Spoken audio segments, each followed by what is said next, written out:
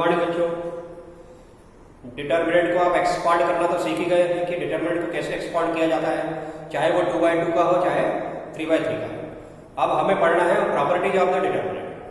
तो डिटर्मिनेंट की कुछ प्रॉपर्टीज है जिनकी हेल्प से हम आगे आने वाले कुछ क्वेश्चंस को बहुत अच्छी तरह से सॉल्व कर पाएंगे।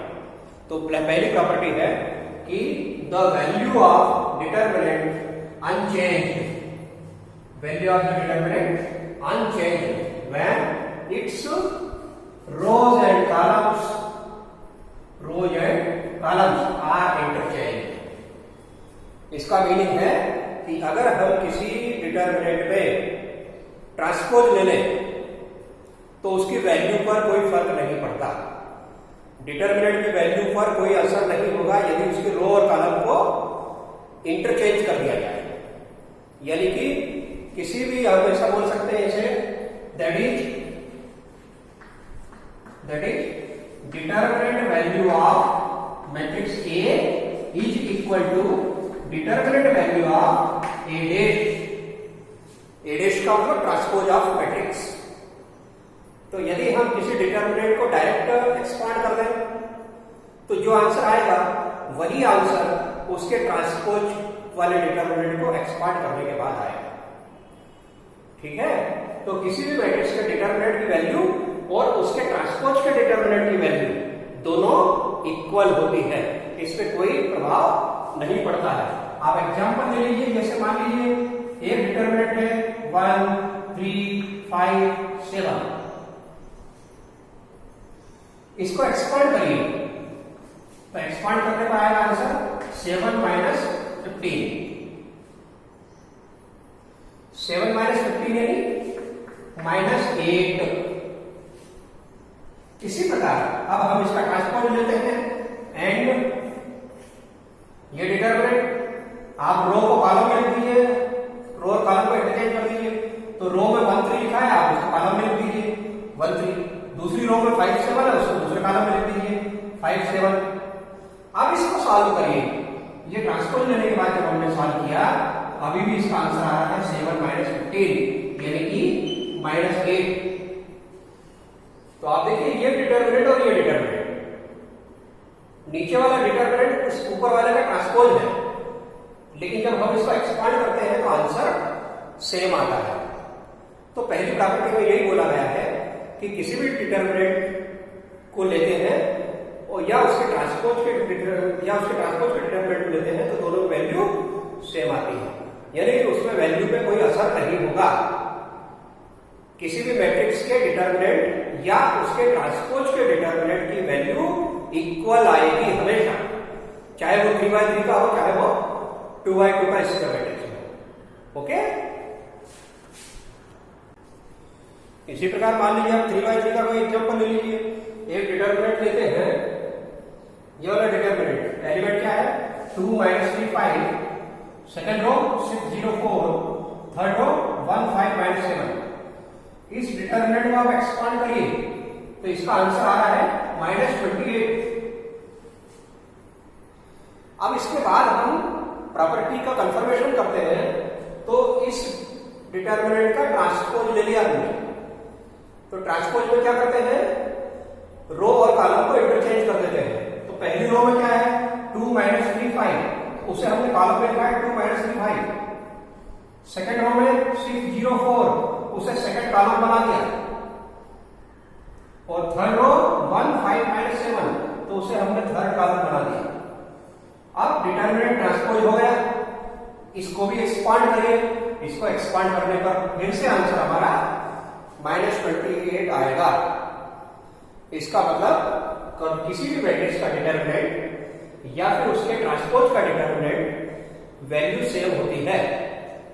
ये थी पहली प्रॉपर्टी। ओके, इसके बाद सेकंड प्रॉपर्टी है कि अगर किसी डिटर्मिनेंट में किसी भी दो रो को आपस में बदल दिया जाए या फिर दो कॉलम को आपस में बदल दिया जाए तो उसकी जो वैल्यू आती है वो वैल्यू तो सेम होगी लेकिन साइन उसका बदल जाएगा। अगर ध्यान दीजिए, अगर किसी डिटर्मिनेंट में केवल कोई सी भी दो रो को बदल दिया जाए या दो कॉलम को बदल दिया जाए तो उसके आंसर में केवल चिन्ह का अंतर आएगा। यानी अगर प्लस था तो माइनस हो जाएगा और माइनस था तो प्लस हो जाएगा। एग्जाम्पल देखिए, पहले ये if any two rows or columns are interchange then sign of the determinant changes. यानी जैसे एग्जाम्पल ले लीजिए, हम लेते हैं 1 2 3 4, एक डिटरमिनेंट ले लिया, इसको एक्सपांड करिए 10, ठीक है। अब हम ये बदल देते हैं, ऊपर 3 4 ऊपर ले लेते हैं और 1 2 नीचे ले लेते हैं। यानी पहली रो को सेकंड रो में लिख देते हैं और सेकंड रो को फर्स्ट रो में लिख देते हैं। यानी दोनों रो को हमने आपस में अदल बदल कर दिया। तो क्या होगा इसका आंसर, पहले यहां चेक करें तो यहां आएगा 4 माइनस 6 यानी -2, जबकि नीचे आंसर क्या आएगा 6 माइनस 4 दैट इज +2। तो देखिए आंसर दोनों में 2 है, लेकिन इसमें चिन्ह का अंतर है। तो यहां क्या आंसर था -2, जबकि अगली बार जब हमने रो को आपस में बदल दिया तो आंसर कितना निकल गया, आंसर निकल गया प्लस वाला। यानी केवल चिन्ह बदलता है, वैल्यू नहीं बदलती, ठीक। तो वो 2 है तो 2 ही रहेगा, लेकिन ये माइनस का था तो प्लस का हो गया। इस प्रकार से सेकेंड प्रॉपर्टी को चेक करना है। एक और एग्जांपल क्या है, देखिए 3/3 में चेक कर लेते हैं। प्रॉपर्टी नंबर 2 का कंफर्मेशन लेते हैं। क्या होता है, हमने वही डिटरमिनेंट ले लिया जो पिछले प्रॉपर्टी में समझ लिया था। 2 - 3 5 6 0 4 1 5 -7। जब आप इसको एक्सपांड करेंगे तो इसका आंसर आएगा -28। इसको एक्सपांड करके देखिए, इसका आंसर आएगा -28। अब हम क्या करते हैं, किसी भी दो रो को बदल देते हैं या फिर दो कॉलम को आपस में बदल देते हैं। या तो कॉलम से कॉलम बदलना है या रो से रो बदलना है। जैसे मान लीजिए मैंने बदला R2 और R3, इसका मीनिंग है सेकेंड रो को थर्ड रो में लिख देंगे और थर्ड रो को सेकेंड रो में लिख देंगे। यानी R2 और R3 को हम इंटरचेंज कर रहे हैं, केवल सेकेंड रो को और थर्ड रो को, ठीक है। तो इसका क्या आंसर आएगा अभी देखते हैं। पहली रो तो ऐसी जैसी रहेगी, लेकिन R2 को हम अब R3 में लिखेंगे और R3 को R2 में लिखेंगे। तो ये R3 ऊपर चला जाएगा तो आ जाएगा 1 5 -7 और R2 तीसरे में चला जाएगा तो 6 0 4। अब इसको आप एक्सपांड करके देखिए ये क्या आता है। तो ये आंसर आएगा सबसे पहले 2।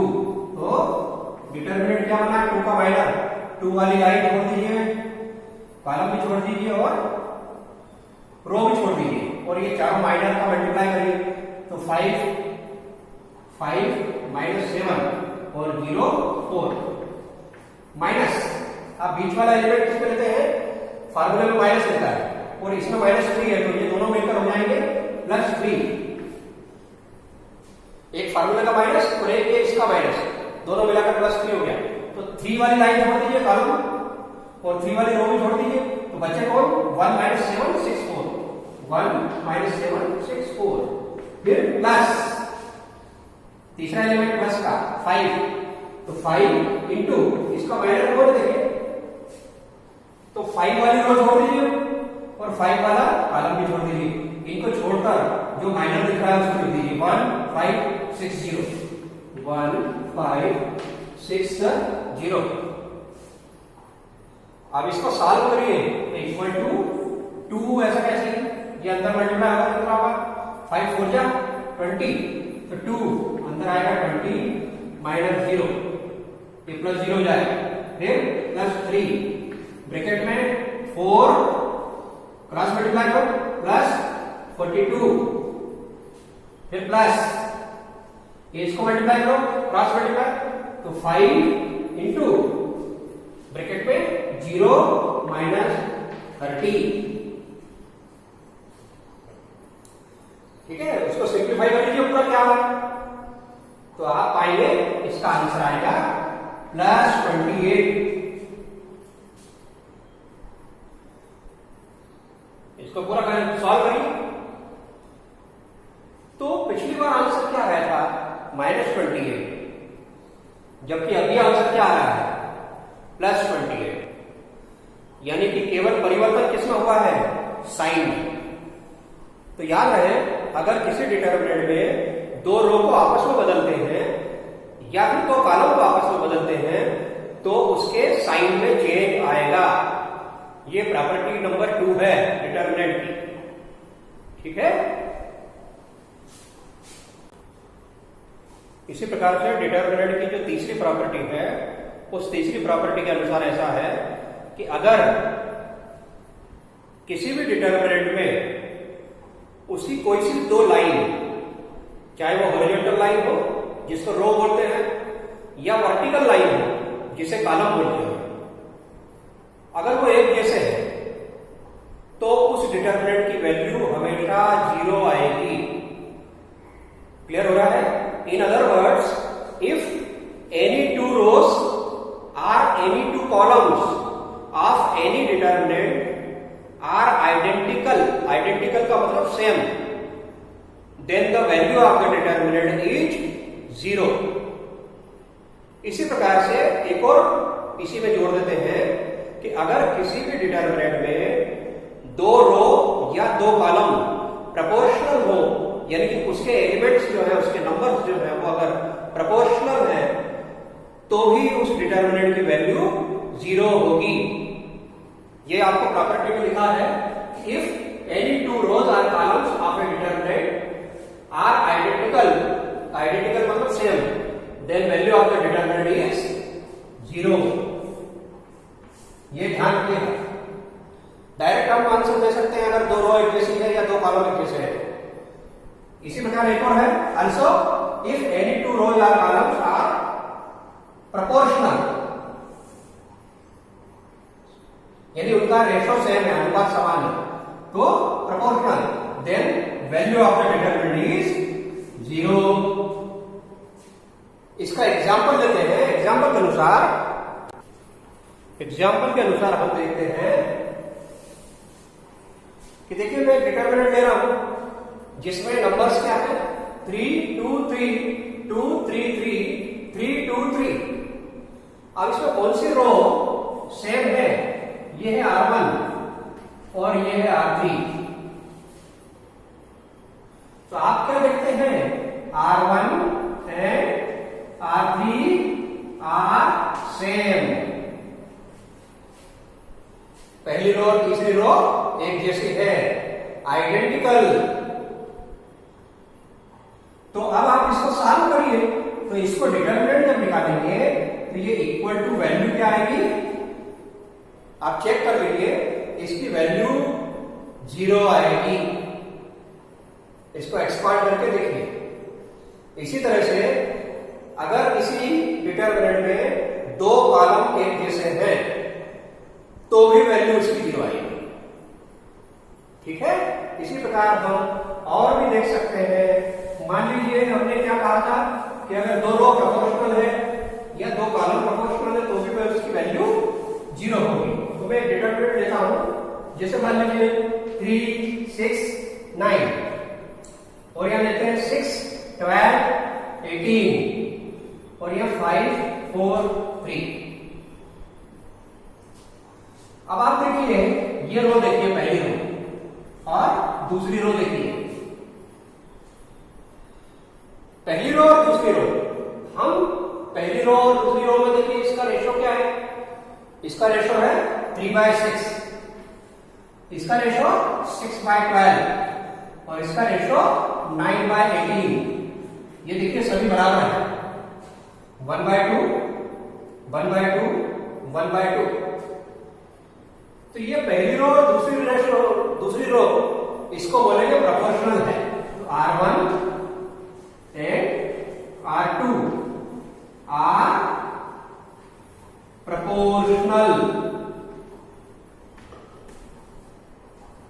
यानी इनका अनुपात समान है, समान अनुपात।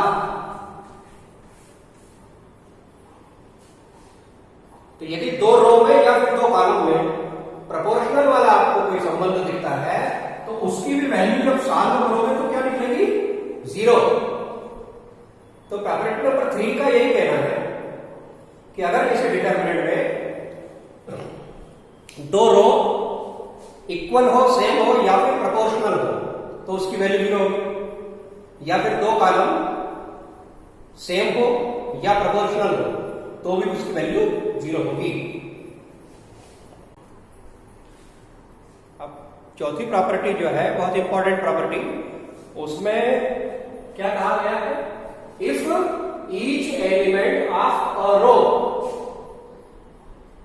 और column of a determinant is multiplied by a constant k, then its value gets multiplied by k। इसका मीनिंग है कि अगर किसी डिटरमिनेंट की किसी भी एक रो में हम किसी कांस्टेंट से मल्टीप्लाई कर दें तो उस डिटरमिनेंट का जो आंसर आएगा उसमें भी वही कांस्टेंट के मल्टीप्लाई होकर आपको प्राप्त होगा। यानी किसी डिटरमिनेंट के आंसर में भी वही कांस्टेंट मल्टीप्लाई होकर मिलेगा। किसी भी, फिर से सुन लीजिए, अगर किसी डिटरमिनेंट की किसी भी रो में या किसी भी कॉलम में हम किसी नंबर से मल्टीप्लाई कर दें तो उसकी वैल्यू में भी उसी नंबर से मल्टीप्लाई होकर आंसर मिलेगा। इसके द्वारा हम किसी भी एक रो में या एक कॉलम में बाहर से किसी भी नंबर का मल्टीप्लाई कर सकते हैं।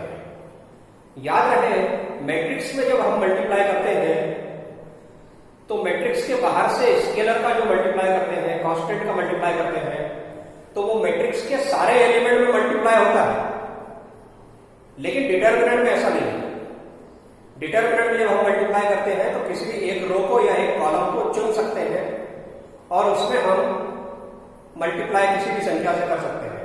तो जब आंसर निकलेगा तो उसके आंसर में भी आप पाएंगे कि वही संख्या मल्टीप्लाई होकर आई है। एग्जाम्पल लेते हैं। कैसे एग्जाम्पल? अब मैंने एक एग्जाम्पल लिया है जो हम पहले भी ले चुके हैं। Your determinant 2 - 3 5 6 0 4 and 1 5 - 7।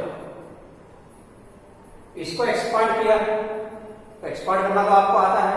एक्सपांड कैसे किया देखिए, ये लिखा है 2, तो 2 वाला रो और कॉलम में छोड़ दीजिए तो माइनस नजर आ रहा है 0 4 5 - 7, ये मैंने लिखा है माइनस। इसी प्रकार बीच वाला एलिमेंट माइनस का लेते हैं, पहला प्लस का, फिर बीच में माइनस का, फिर प्लस का, ऐसे अल्टरनेट साइन चलाना है बोलते समय। तो ये माइनस, तो माइनस और फिर -3, माइनस के लिए -3 नंबर यूज किया। इसके बाद ये -3 का माइनस क्या है, तो 0 छोड़ दीजिए और बीच वाला कॉलम छोड़ दीजिए।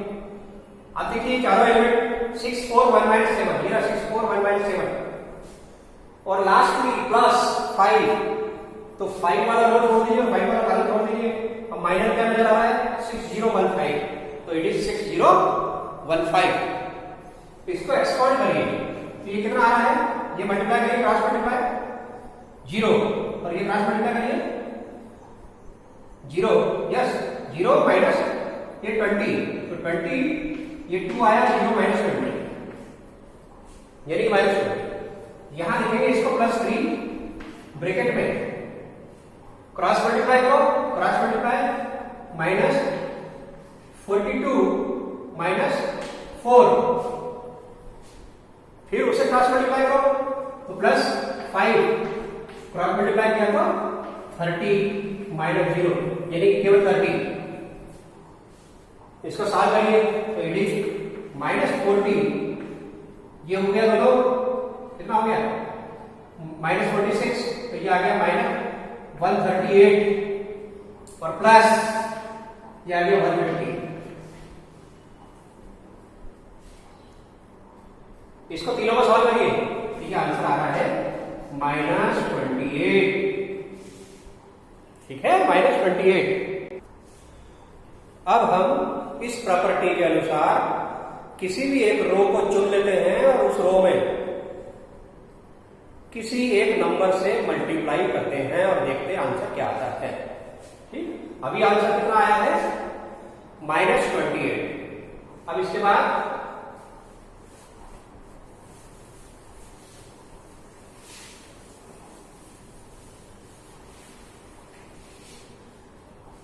नाउ R1 यानी पहली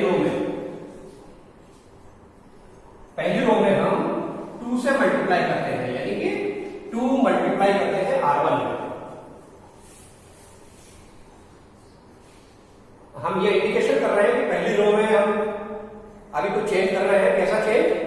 हम 2 से मल्टीप्लाई करेंगे केवल पहली रो में, सेकेंड रो में कुछ मल्टीप्लाई नहीं करेंगे, थर्ड रो में कुछ मल्टीप्लाई नहीं करेंगे, केवल फर्स्ट रो में हम 2 से मल्टीप्लाई कर रहे हैं। अब आंसर कितना आएगा? तो पहले डिटरमिनेंट देख लीजिए। डिटरमिनेंट क्या बनता है? 2 से मल्टीप्लाई करने पर ये हो जाएगा 4, 2 से मल्टीप्लाई करने पर -6, 2 से मल्टीप्लाई करने पर हो जाएगा 10। दूसरी रो ऐसी ऐसी रहेगी 604, तीसरी रो भी ऐसी रहेगी 1 5 -7। अब इसका आंसर देखिए क्या आया, इसको एक्सपांड करिए और इसका आंसर क्या आता है। तो आप ये पाएंगे कि इसका आंसर आ रहा है -56। क्यों? क्योंकि हमने पहली रो में किससे मल्टीप्लाई कर दिया था? 2 से। इसलिए पूरे डिटरमिनेंट के आंसर में भी 2 से मल्टीप्लाई होकर हमें नया आंसर मिलेगा। किसी एक रो में किसी नंबर से मल्टीप्लाई करते हैं तो उसका पूरे डिटरमिनेंट के आंसर पर असर आता है। ये क्या लिखा है? If each element of a row or column of a determinant is multiplied by constant k, then its value gets multiplied by k। यही प्रक्रिया हम कॉलम के साथ भी कर सकते थे। मान लीजिए आप पहली रो में 2 से मल्टीप्लाई नहीं करते, आप ऐसा एग्जांपल ले लीजिए कि आप एक कॉलम पकड़ लीजिए, पहले कॉलम में 2 से मल्टीप्लाई करते हैं तो भी आंसर इसका -56 आता है। इसी प्रकार ऐसे और भी आगे याद रखना है कि मान लीजिए आपने ये सोचा कि पहले रो में 2 से मल्टीप्लाई करें और दूसरी रो में 3 से मल्टीप्लाई करें, तो जब आंसर आप उसको खोलेंगे तो आपके आंसर में भी जो नया आंसर मिलेगा वो मिलेगा -28 इंटू 2 इंटू 3, ये मिलकर आंसर आपको मिलता है।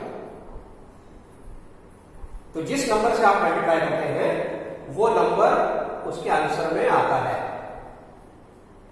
ठीक है? इस प्रकार से प्रॉपर्टी नंबर 4 से हमें एक बहुत अच्छा रिजल्ट मिला है कि by this property we can take any common factor from any one row or from any one column of the determinant. यानी हम इस प्रॉपर्टी से क्या जानते हैं कि हम किसी भी रो में से यदि कोई कॉमन फैक्टर है तो उसको डिटरमिनेंट से कॉमन बाहर निकाल सकते हैं, या फिर कॉलम में है या फिर रो में है। अगर कोई ऐसा नंबर दिखता है जो पूरी रो में है तो उसको कॉमन ले सकते हैं, या फिर कोई कॉलम में अगर पूरा नंबर आपको दिखता है कि यह कोई कॉमन फैक्टर है तो उसे हम डिटरमिनेंट से बाहर लिख सकते हैं। ठीक? तो इस प्रकार से उसके आंसर पर कोई असर नहीं होगा। तो आप क्या देखते हैं, यदि हम किसी रो में या किसी कॉलम में किसी नंबर का मल्टीप्लाई करें तो उसके आंसर में भी उस नंबर से मल्टीप्लाई होकर हमें रिजल्ट प्राप्त होगा। ये प्रॉपर्टी हमें अपने आगे आने वाले क्वेश्चंस में बहुत हेल्प करेगी।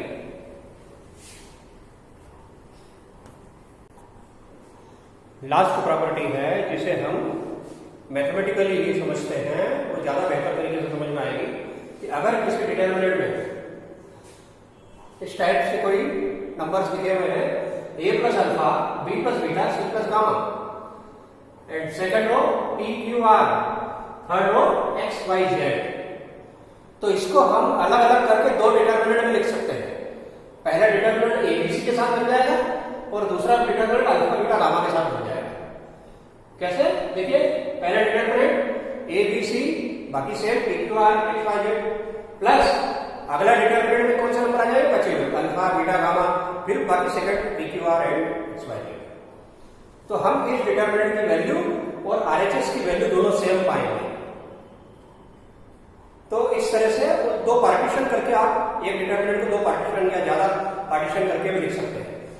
यही इस टाइप का नंबर सेकंड में भी हो सकते थे, तो उसको भी हम अलग अलग डिटर्मिनेंट के सम के रूप में एक्सप्रेस कर सकते हैं, लिख सकते हैं। तो प्रॉपर्टी नंबर 5 में यही करते हैं। ये प्रॉपर्टी भी हमें आने वाले क्वेश्चंस में हेल्प करेगी। तो क्या क्या प्रॉपर्टी पढ़ी आपने, फिर से उसको रिवाइज करिए। पहली प्रॉपर्टी है कि किसी भी मैट्रिक्स के डिटर्मिनेंट की वैल्यू और उसके ट्रांसपोज के डिटर्मिनेंट की वैल्यू दोनों सेम रहती है। यानी determinant of matrix A is equal to determinant of matrix A dash. किसी मैट्रिक्स का डिटर्मिनेंट वैल्यू निकाल लिया जाए या उसके ट्रांसपोज का डिटर्मिनेंट वैल्यू निकाल लिया जाए, दोनों सेम रहेंगे। ये पहली प्रॉपर्टी है। सेकंड प्रॉपर्टी क्या है कि अगर किसी डिटर्मिनेंट में दो रो को आपस में अदला बदली कर दी जाए या दो कॉलम को आपस में अदला बदली कर दी जाए, इंटरचेंज कर दिया जाए, सिर्फ दो रो या दो कॉलम, तो उसका साइन चेंज हो जाएगा। आंसर का साइन चेंज हो जाएगा, प्लस का माइनस या माइनस का प्लस हो जाएगा। तीसरी प्रॉपर्टी क्या है? तीसरी प्रॉपर्टी है कि अगर किसी डिटर्मिनेंट में कोई सी भी दो रो सेम है या दो कॉलम एक जैसे हैं, तो उसकी वैल्यू 0 आएगी। इसको एक और इसी में जोड़ा गया है। अगर किसी डिटर्मिनेंट में दो रो या दो कॉलम प्रोपोर्शनल हो तो भी उसकी वैल्यू 0 आएगी। ये तीसरी प्रॉपर्टी है। चौथी प्रॉपर्टी क्या है?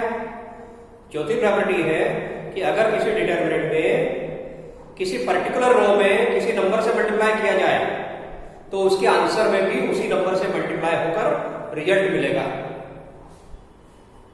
किसी भी रो में भी कर सकते हैं, कॉलम में भी मल्टीप्लाई कर सकते हैं।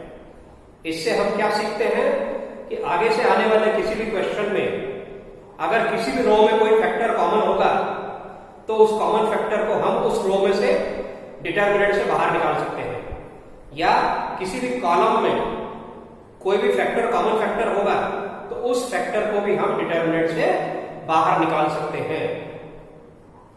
ठीक है। और पांचवी प्रॉपर्टी क्या है कि किसी भी डिटर्मिनेंट को सम ऑफ टू अदर डिटर्मिनेंट्स के रूप में एक्सप्रेस कर सकते हैं। तो ये 5 प्रॉपर्टी जो है, इसके आधार पर हम अगली एक्सरसाइज को करेंगे। उस एक्सरसाइज में से एग्जाम में 100% 4 मार्क का क्वेश्चन आता है और बहुत इजी क्वेश्चन है। केवल एक बार प्रॉपर्टी को सीखने की जरूरत है और हम उन सारे प्रश्नों को अच्छे से कर लेंगे। Thank you.